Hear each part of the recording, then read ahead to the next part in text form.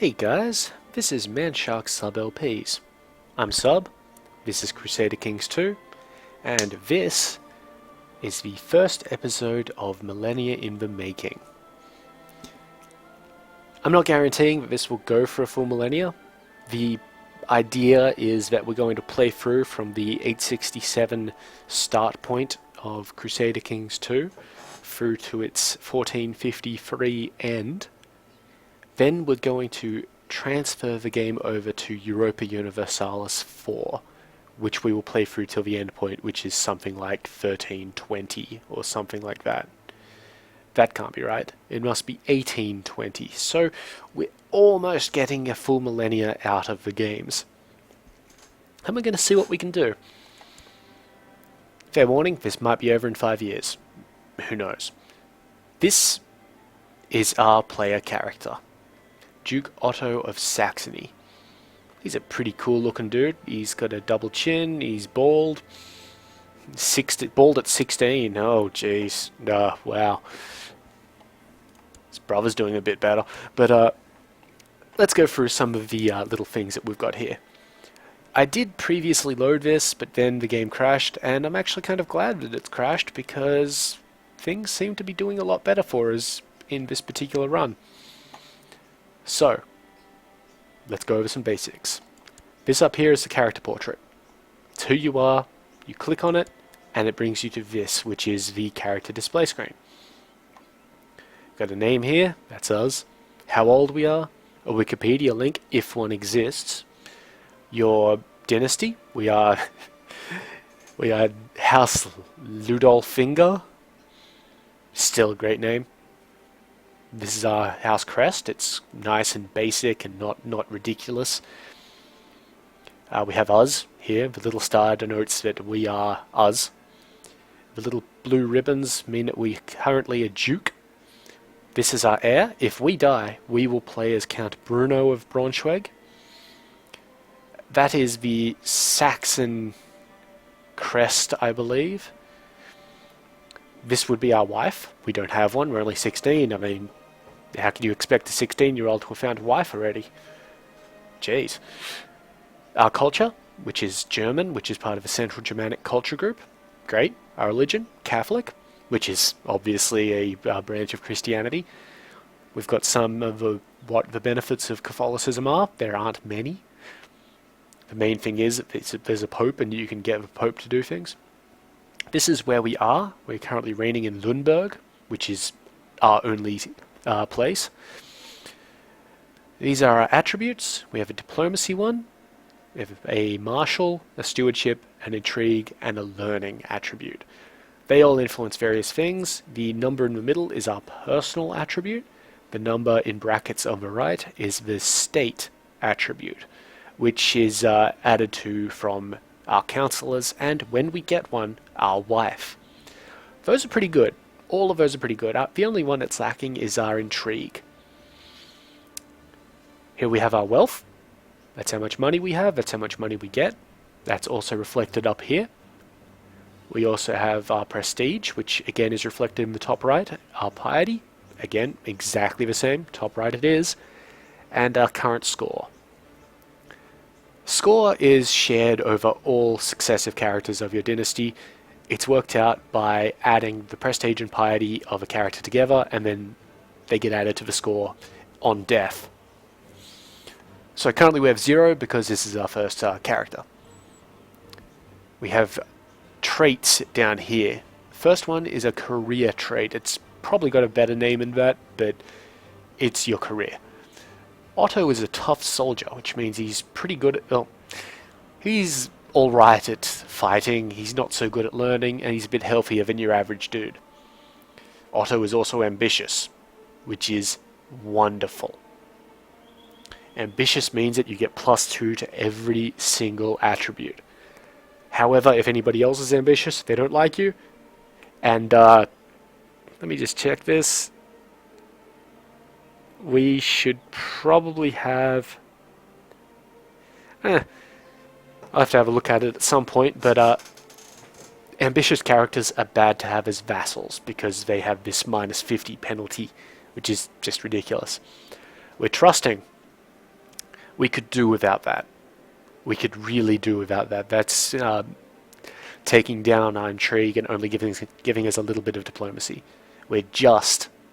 This is wonderful. This is so much better than the last time. Okay, so that gives us more stewardship, more learning. Our vassals like us better. People with the just trait like us better. People with the arbitrary trait don't like us as much, but we don't care about them. We're also kind. This, again, kills our intrigue a little bit, but this one's alright. Purely because, as well as increasing our diplomacy, it also increases the vassal opinion. That's wonderful. That's great. I love this guy. He might be a bald 16-year-old with a double chin, but I love this guy. Titles. We hold the Duchy of Saxony and the County of Lundberg. We don't have any extraordinary claims on other titles because we don't. Like, that's just how it is. Down here we have family. We've got our parents, our grandparents. The skull indicates that they're dead. If you hover over it, it will tell you when they were born, when they died, and how old they were. The little red teardrop, which I actually believe is supposed to be a blood drop, indicates a member of your dynasty. And down here, the crown indicates who your heir is. Currently, Bruno of Braunschweig, our brother, is our heir because we have no children. Relations, we've only got one relation, and it's because our sister is married to the Count of Oldenburg. That's fine. Vassals? Now, here's where all of those attributes and stuff take effect. These are the guys who we rule. If we click on opinion, it shows us in descending order. If we click on opinion again, we get ascending order. This is our brother down here. Now, here's where we see the downside of having the ambitious trait. He doesn't like us because he's ambitious.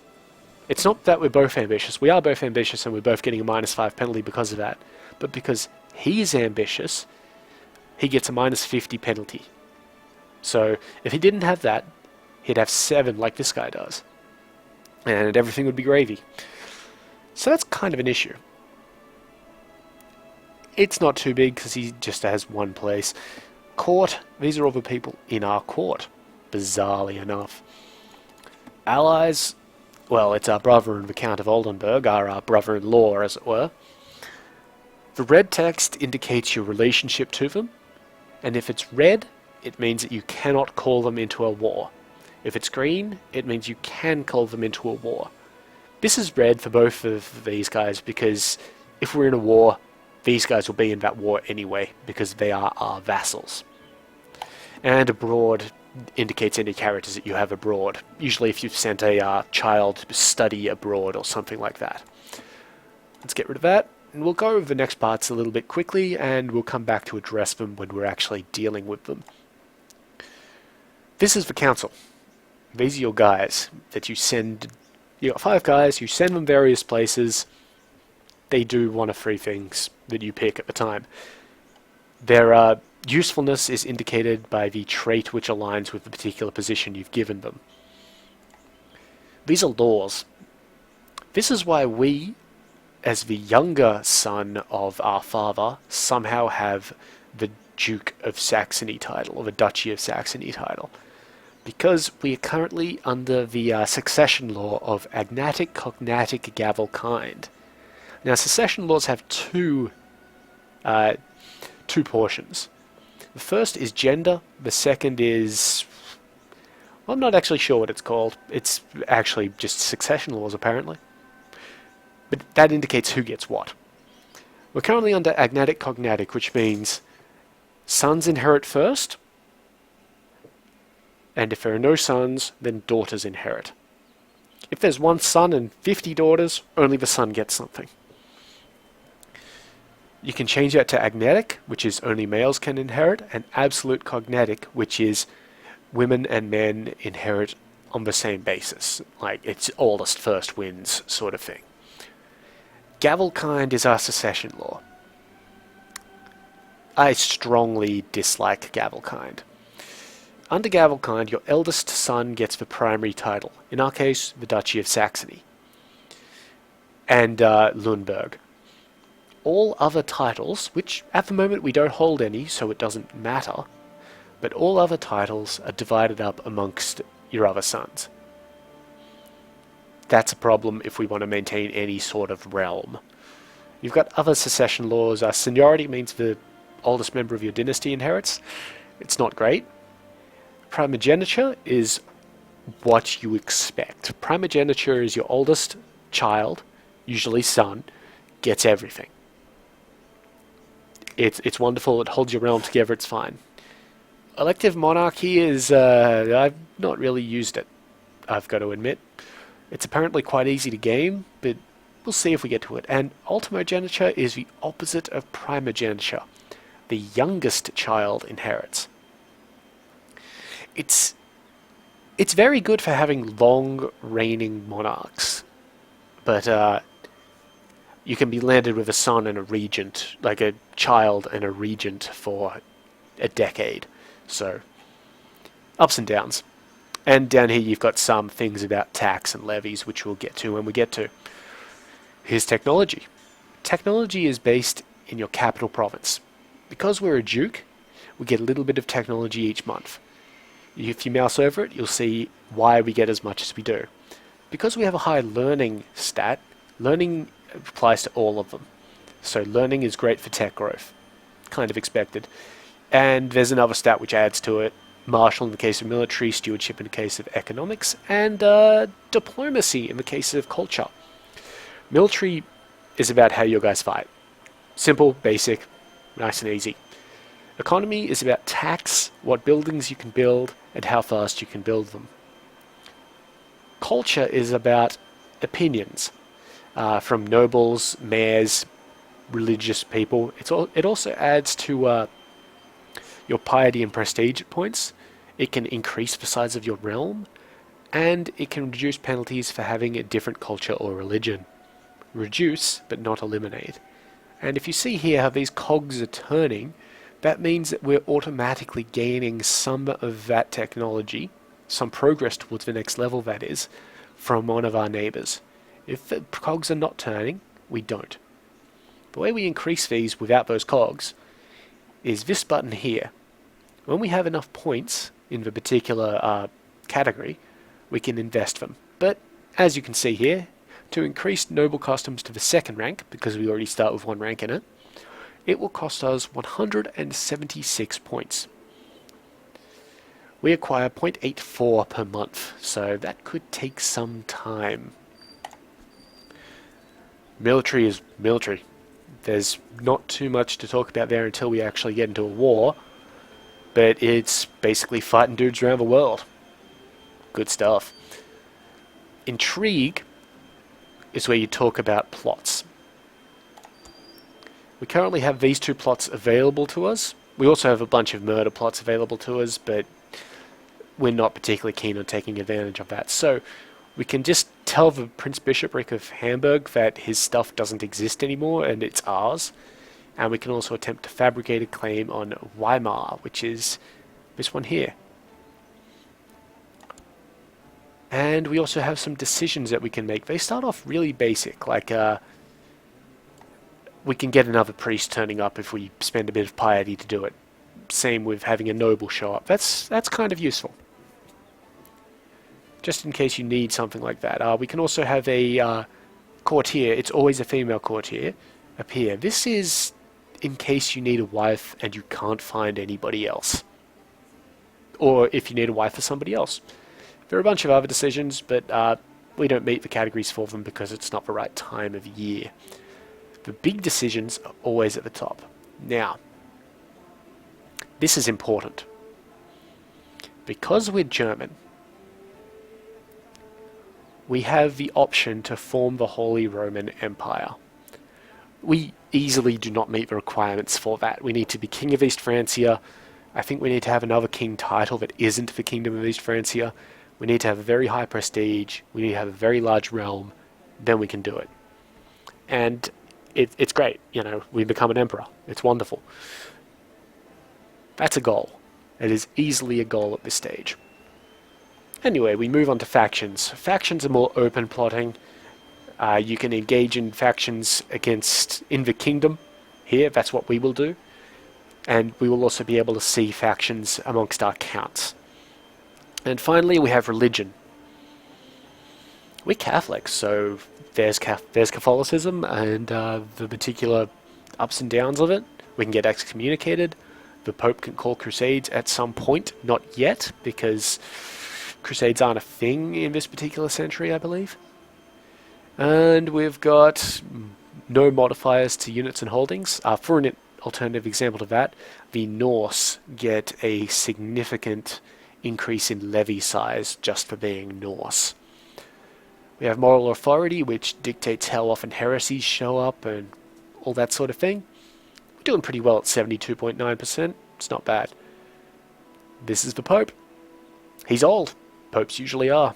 He's indifferent towards us, really. That's okay. Here's the College of Cardinals. This is a new mechanic that I haven't really played with too much. And here you can see who the next Pope is probably going to be, who the Cardinals are all voting for. Most of them are voting for this guy up here, Cardinal Anastasio of Assisi. One guy is voting for somebody else of the appropriately named Decentius. We are probably not going to get another cardinal at this rate, but it doesn't matter.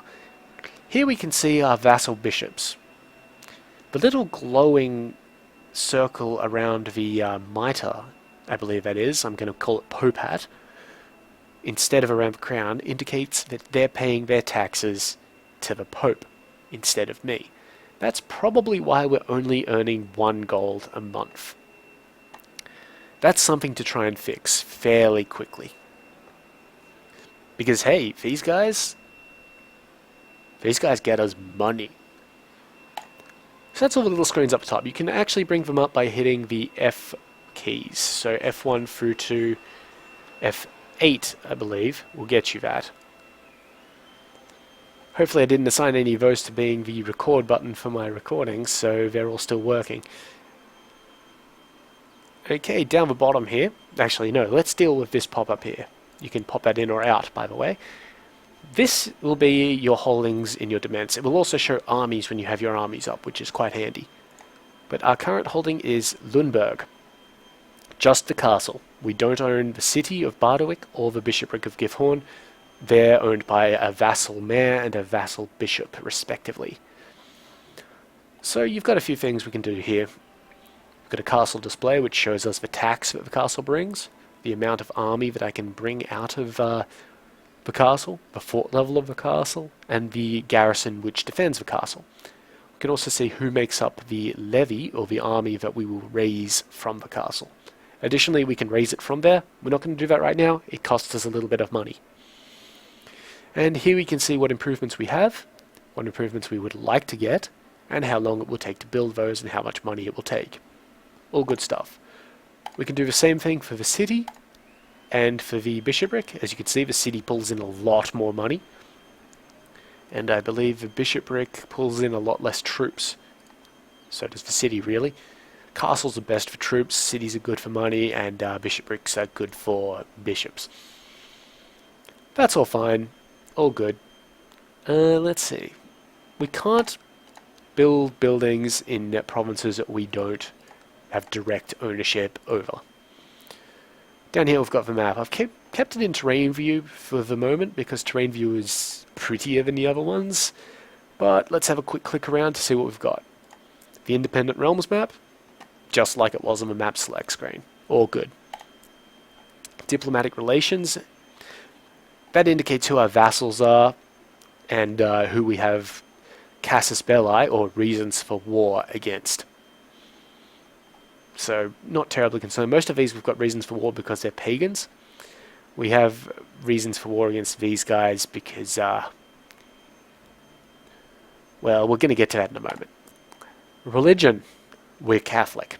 There's a holy site here, Colne, which we don't own, but it's Catholic, so we don't particularly care.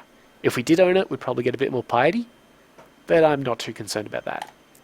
Culture. We're German. This little thing here with the lines indicates that while the province is German, the holder of the province is not German. So if we click on that, we see that it's held by Prince Bishop Willibert, who is Well, that's quite odd.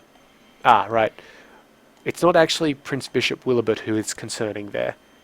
It's King Lofrere II of Lafrangia. You see, he's Frankish. So he's attempting to convert all of these provinces to Frankish. The economy tab, or map view, sorry, indicates the income level of a province. We're not doing all that great, except for Bremen up here. But the issue with Bremen is that he likes the Pope more than us, so he's not actually giving us any money.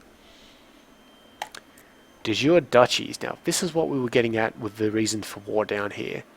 We're the Duke of Saxony, but this is what we own. See, the traditional Saxon lands are down here, and we don't own any of those. But because we're the Duke of Saxony, we could go to war to take that, go to war to take that, and go to war to take that. There are some issues with that, being that it's kind of hard to wage war at this point in time, but we'll see. Traditional kingdom lands. East Francia is normally bigger than, well, it's got a bit, and it's taken away a bit. These two lands here, Kelv and Koln, are normally part of East Francia. These two lands here, Bremen and Hamburg, are usually part of Denmark, but they're owned by us. That's kind of an issue. The Danish king might take redress with us owning those. And there's some stuff to the south that we really don't care about at this stage. Also, the Duchy of Saxony is also part of Pomerania, not East Francia, so who knows what's happened here. De jure empires. That's the traditional lands of what we hopefully intend to own at some point. If we do form the Holy Roman Empire, we will get reasons for war against anybody who is not us that holds any land in this territory. It's wonderful. Revolt risk. We're pretty safe here. I mean, you can see one over here. That's actually got a 6% revolt risk. And that's because that guy is Norse who owns that particular province. Over here, we're all fine. We're all at 0%. Dynasties. Now, you can't see us on this because we don't own an independent realm. You can see the Carlings own most of Europe. I told you that they were a big deal. Opinions? We're not doing too bad here. Braunschweig is our only poor point. Again, green means good, red is bad. And that's just because that's owned by our brother, and our brother's kind of an ambitious jerk. Okay, this shows us the direct vassals of independent realms. It's not so useful for what we have, but it's useful for telling who has what. Like where current duchies are and things like that. You see this? No actual duchy down here. The Duke of Thuringia owns part of Saxony. And these two ones are for republics, which we're not a republic, so we really don't care. Okay, and then down the bottom, main menu, nice and simple. Ledger, get to it when we need it. Quick, go to your capital. And if you would like to find a title, you can type in a name of a place, and it will actually start giving you suggestions. For example, I've just typed in G, and it will tell us the Duchy of Gelre is over here. Pretty nice. You can even find characters. This is a little harder to navigate, but if you just remember that clicking on any of these categories up here will give you an descending and an ascending order, and that you can also filter, you'll find somebody who you're looking for, no problem. Right, so I promised you guys gameplay, so let's deal with these buttons up here, and then we'll go into gameplay. First button, we could form the Duchy of Brunswick. If we click on de jure duchies, we can see that's this area here. And we could form it, because we own all of it. To make a duchy, or to usurp one off somebody, you need to own over 50% or 51% of that duchy. We do. We just can't afford the 198.6 gold it would require. You can also, if you like, have a look at the history of that duchy. The Duchy of Brunswick has never happened, so doesn't have anything happening there. And also, if there's somebody holding it, you can check out their stuff. And interestingly enough, if you click on this button here, it will actually indicate what the de jure area of it is, what the counties are, and which kingdom it's in, and which empire it's in, if they are indeed in a kingdom or empire. The next one says that we're unmarried. Geez, pressure much? You turn 16 and suddenly the world expects you to be married. That's just true to the times. True to the times. We'll leave that alone for now. The next one is picking an ambition. Ambitions are kind of important. You click here, and it'll give you a nice list of what you have applicable. So, we have a list of job titles that we could say, yeah, King. Who is our king? King Ludwig. We would like to be your chancellor. We would like to represent you in the eyes of the world. And if he picks us to be chancellor, we'll get an additional point of diplomacy, and we'll like the king a bit better for 2 years. That's alright, but he might not pick us. We're probably not the best at diplomacy, or anything really, so let's skip over all of those. Now, you'll quickly notice that we can't be the learning-based council role, the chaplain, I believe it was? Yes, the chaplain, because we're a noble and not a priest. That can get important some stages. Other ambitions: amass wealth. Gain 500 wealth, we get an additional point of stewardship. We need 438 wealth to get more wealth to get there, and we acquire that at a rate of 1 per month. Let's just leave that one alone. Piety is kind of similar, but again, we accrue it really slowly. So, let's leave that alone. Prestige, or the Exalted Among Men ambition, is get your prestige to 1000. We'll probably get there, but it's not worth putting an ambition towards. Get married. We're going to save that one for later. Improve intrigue. Because our intrigue is under 8, see, 3, and all of our other stats are above 8, so we can't do this for them, we can elect to improve it. What that does is, well, first of all, it gives you the condition that when you get 8 intrigue, you gain 100 additional prestige, because you're improving yourself. But the main thing that that does is it opens up a series of events, random events, they appear randomly. And they all give you the opportunity to increase that particular attribute. Very important in training up your characters for things. We could try to become the King of East Francia. That will likely not happen, and if it does, it's luck-based at this stage, so we're not going for that. What we are going for is a nice, quick and easy 10 piety to get married. Now, to get married, we click on Arrange Marriage, and we get a nice list of suitable candidates. So, what we're looking for here is somebody around 16 to 20 years of age with a diplomatic career trait, those are the blue ones, or a stewardship career trait, which are the yellow ones. The reason for that is most diplomacy traits, that one doesn't because it's a really minor one, but if I can find one, well, I guess nobody's any good at diplomacy in this world. Yeah, no eligible diplomats.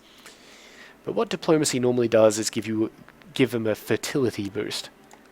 This definitely will. If you check this out, this is the best stewardship trait right here on Ben Maman, a courtier in Tara, which is an Irish province, I believe. She has the Midas touched trait, which, as well as giving her massive stewardship, increases her fertility by 15%. That's wonderful. That's amazing. It's great. She's not bad in other things. There's a problem. While she gets 15% fertility, she loses 15% fertility because she's chaste. So, let's not do that. What we're actually going to do is look at Ermentrude, the Princess of West Francia and daughter of King Charles the Bald. She's a member of the Carling dynasty, which is only good. Now, if we right-click, we can either go to diplomacy or go to character. We're going to click character and see what her deal is. So, she's not that good in intrigue, which is a problem for us because our live stats are added to our own at certain points. She's naive, so more diplomacy. She's diligent, which is why she has a good number of stats there. She's honest, not too bad. She's proud, which is actually, while it's a deadly sin, one of the deadly sin traits as indicated by the red, it's actually not that bad because it has no negative effects unless you happen... It has no negative effects aside from opinion effects, and it gives you a fairly sizable amount of prestige per month. And she is also ambitious. That could be an issue. Let me check. Yeah, it's an issue because if you can see there, the opinion -5 because both ambitious is playing up. So we might not actually go with the Princess of West Francia.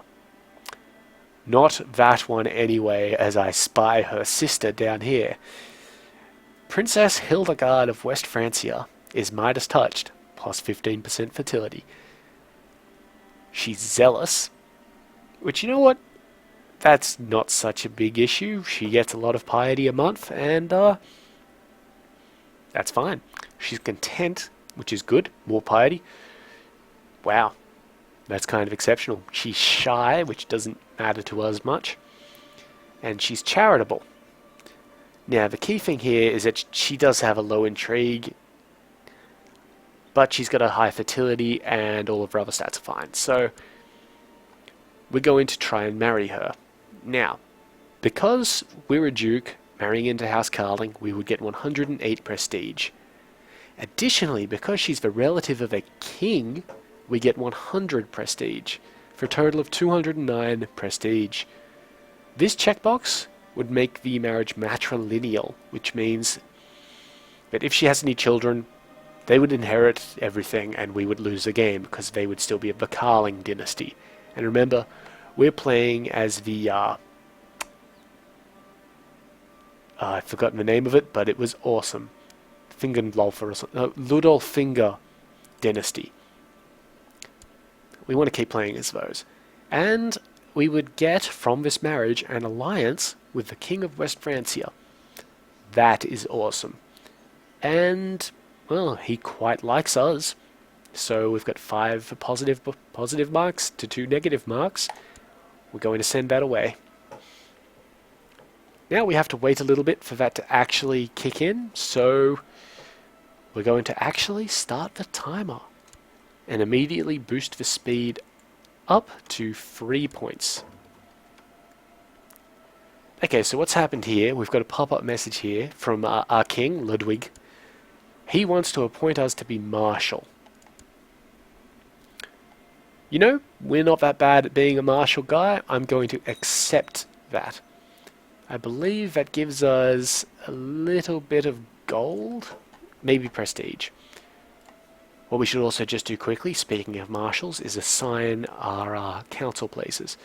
We're going to improve diplomatic relations with our king, who is in Baden. You can tell that because of a big shield.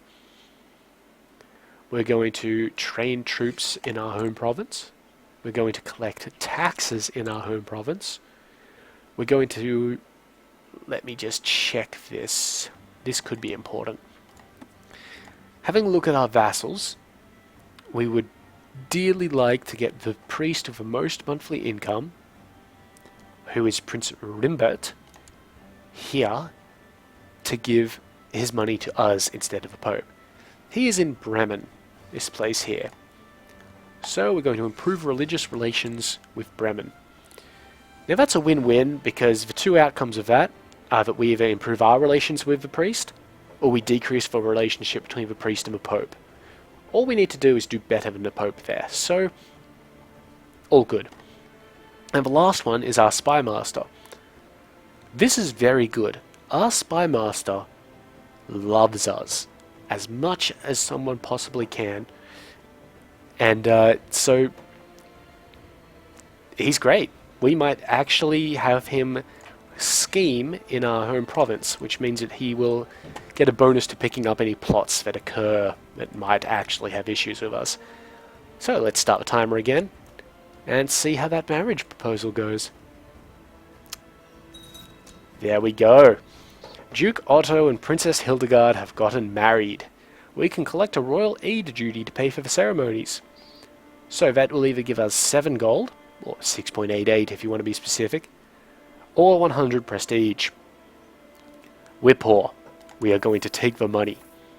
And this little message here is just the King of West Francia telling us that he accepts our marriage offer, so that's good.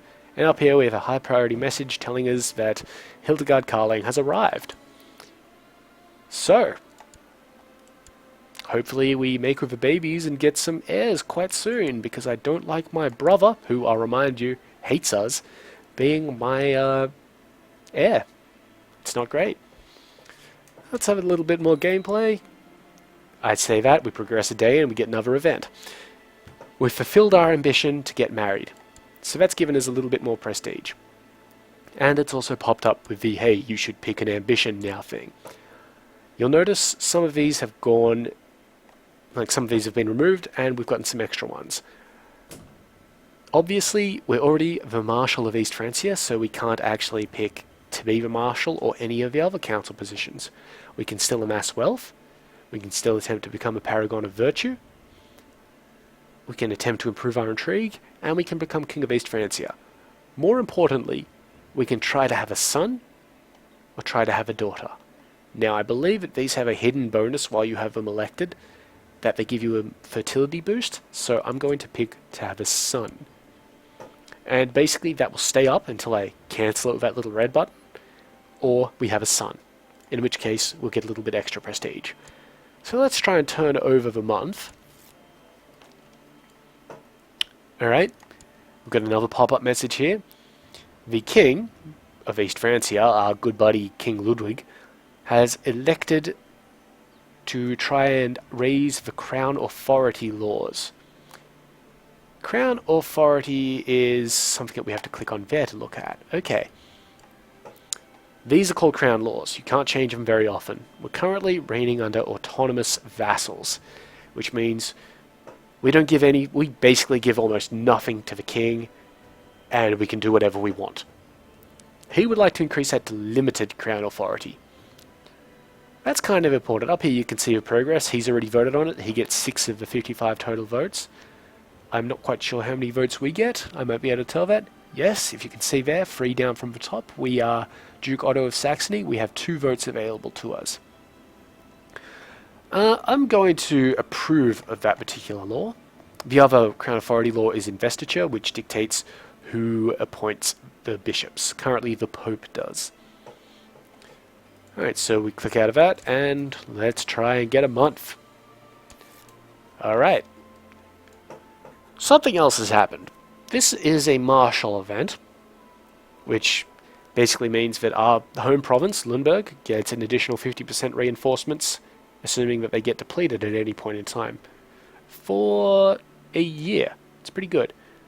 But now, what's actually happened here, and you can see it from these armies popping up around the place, and more importantly, this little thing down here, we are currently involved in a war. We haven't started this war. We're only involved in it. We're not particularly caring about it. The Italian reconquest of Bari. Now, I believe Bari is, if you look over on the left side, that little province right there. Ah, yes. It's part of the... I can't even read that, it's covered up. The Sordinid Emirate. So, the, let's see, religions? Yeah, if you can see the green shading over these provinces, that means that there is an Islamic ruler of those provinces. The Pope doesn't like that. I don't believe any of the Christian nations like that, so the Italian king, King Louis II, has called a reconquest of the place against Emir Sordan. On the King of Italy's side, we have the King of Bavaria, the King of West Francia, the King of Aquitaine, the King of East Francia, and the King of La Fringeur in Burgundy. Now, This is important. All of these people are Carlings. This is what being a member of the Carling dynasty does for you. Basically, this entire area has just declared war on this guy, who has no allies, nothing. I'm pretty sure that they're going to retake that place. And, well, with that war being declared, I think that's a pretty good time to, say that we'll end the episode right there. So, yeah. I've been Sub, you've been yourselves. Later.